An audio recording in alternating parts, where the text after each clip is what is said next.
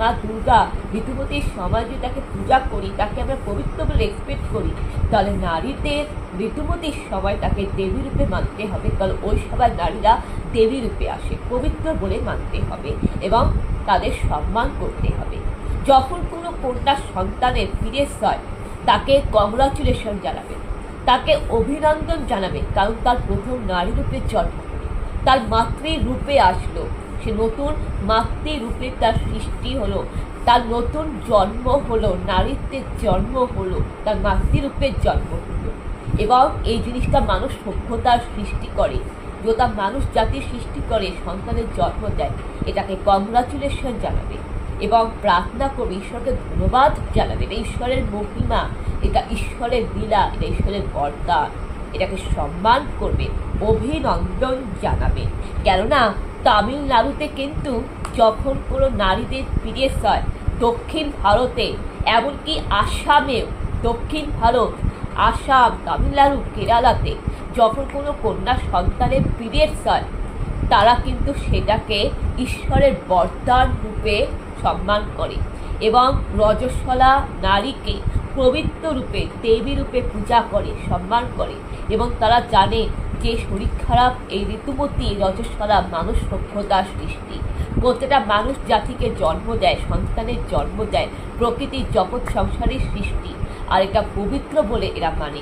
এরা মেয়েদেরকে কংগ্রাচুলেশন করে, অভিনন্দন জানায়, লোক ডেকে নিমন্ত্রণ করে, বড় করে এরা উৎসব করে, এরা উৎসব করে, এরা পূজা করে। এটা ওদের ট্র্যাডিশনাল। কেন? ওরা শিক্ষিত, এই জন্যই কেরালা সব থেকে শিক্ষিত। আমাদের পশ্চিমবঙ্গে তো নানারকম কুসংস্কারে ভরা, এই জন্যই পশ্চিমবঙ্গ কোনোদিন ভারতবর্ষে শিক্ষিত রাজ্যে পোষাতে পারেনি। এটা সত্যি কথা, এটা একদম সত্যি কথা।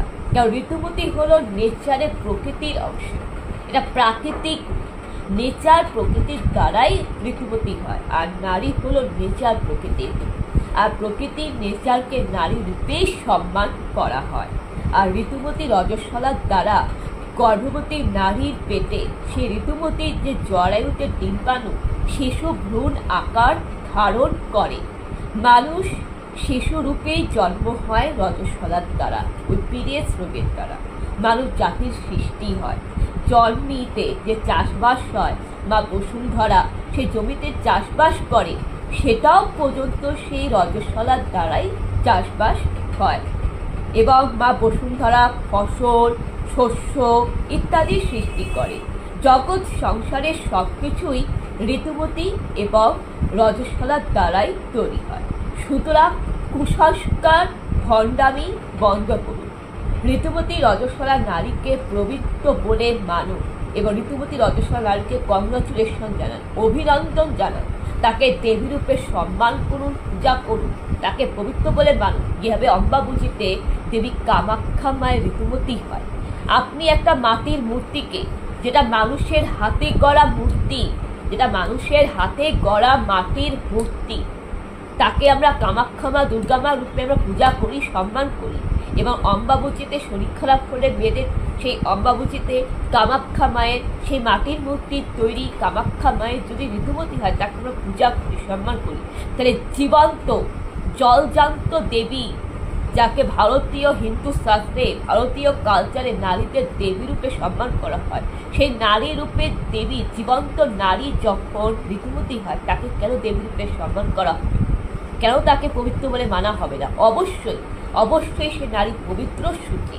তার কারণ শরীর খারাপ রজস্বলা, আমি বলে দিয়েছি, যখন মানুষের রেচনতন্ত্র, যখন মানুষের রেচনতন্ত্র প্রক্রিয়ার মাধ্যমে হরমোনের পরিবর্তন হয় এবং সেই হরমোনের পরিবর্তনের দ্বারা, রেচন প্রক্রিয়ার মাধ্যমে হরমোনের পরিবর্তনের দ্বারা জরায়ু থেকে, ইউটেরাস, ওভারিয়ানের থেকে যখন ডিম্বাণু রক্তের আকারে নির্গত হয়, তাকেই বলে পিরিয়ডস, মাসিক চক্র।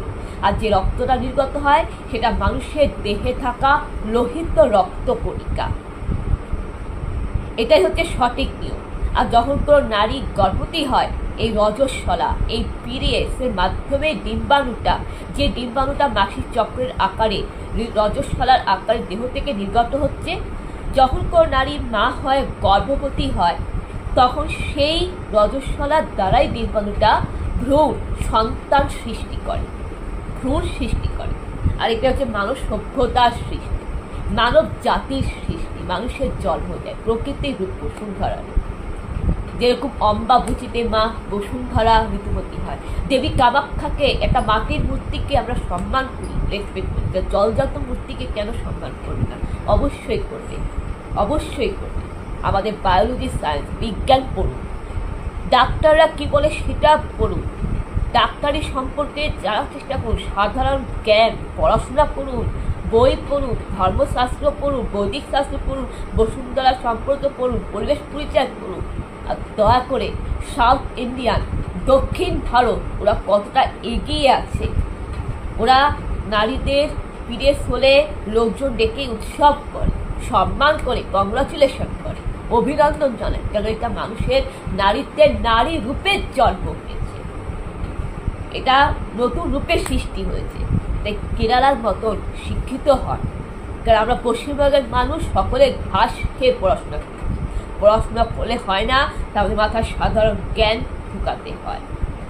বন্ধুরা, আমার আজকে এটাই বলা ছিল, কুসংস্কার অন্ধবিশ্বাস দূর করুন, আর যত তাড়াতাড়ি পারুন এটাকে টুইটার, গুগল, গোটা ফেসবুকের মাধ্যমে ছড়িয়ে দিন, মানুষকে কুসংস্কারের হাত থেকে রক্ষা করুন, নবজাগরণকে সৃষ্টি করুন। আর আমার এই বার্তা দেশ বিদেশে ছড়িয়ে দিন, সকল জায়গায় ছড়িয়ে যান, সকল জায়গায় ছড়িয়ে, এই সঠিকটা জানতে হবে, এই সঠিক নিয়মটা জানতে হবে। কেননা আমরা এতকাল এই শরীর খারাপ সম্পর্কে আমরা ভুল জেনে এসেছি, আমাদের কুসংস্কার অন্ধবিশ্বাসে ফেলা হয়েছে। এখন সময় আছে, এখনকার বাচ্চারা, শিশুরা সকলে সঠিক জানবে, সঠিকটা জানবে, সত্যের পথে চলবে, ন্যায়ের পথে চলবে, সঠিক জ্ঞান যাবে, সঠিক শিক্ষা জানবে। বন্ধুরা, বলার মধ্যে কোনো ভুল ত্রুটি হয়ে থাকলে ক্ষমা করবেন, মার্জনা করবেন। আমার যেটা সত্যি, যে সঠিক জ্ঞান দেখে মনে হয়েছে যে আমরা অন্ধকারে ডুবে যাচ্ছি, কুসংস্কারে ডুবে যাচ্ছি, আর মনে হচ্ছে যে আমাদের সঠিক জাগরণ দরকার, সঠিক জ্ঞান দরকার, সঠিক জ্ঞান, সঠিক জাগরণ দরকার। বন্ধুরা, সকলে ভালো থাকবে। কারণ কোনো দেবী কিন্তু পবিত্র হয় না, অশুচি থাকে। যেমন আপনাদের মতে, যেরকম আপনারা নারীকে অশুচি বলে মনে করেন, শরীর খারাপের সবাই, তাহলে তো দেবীও তো অশুচি। দেবী যদি পবিত্র থাকে, নারীও পবিত্র, এটা আপনাকে বুঝতে হবে। বোঝা গেল কোনটা পবিত্র অপবিত্র? আর রামকৃষ্ণদেব, তিনি একজন হিন্দু ব্রাহ্মণ পুরোহিত ছিলেন। রামকৃষ্ণদেব নিজেই বলেছেন যে সারদা মাকে যখন ভোগ রান্না করার কথা বলা হয়েছে, মা কালী মায়ের মন্দিরে, দক্ষিণেশ্বরের মন্দিরে যে পূজাতে যে ভোগ রান্নার কথা বলা হয়েছে, তখন মা সারদা দেবী বলেছিলেন যে আমার রজস্বলা চলছে, আমার পিরিয়ড চলছে, আমি অসুচি। তখন রামকৃষ্ণদেব বলছে, কোনটা অসুচি?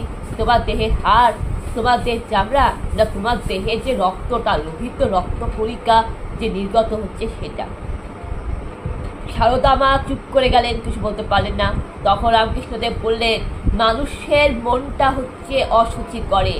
যখন মানুষের মনে যখন নেগেটিভ চিন্তা বের হয়, যখন মানুষের মন থেকে কুচিন্তা বের হয়, যখন কোনো মানুষ যখন কুসংস্কার অন্ধবিশ্বাসে আবদ্ধ হয়, সেটাই হচ্ছে অসুচি।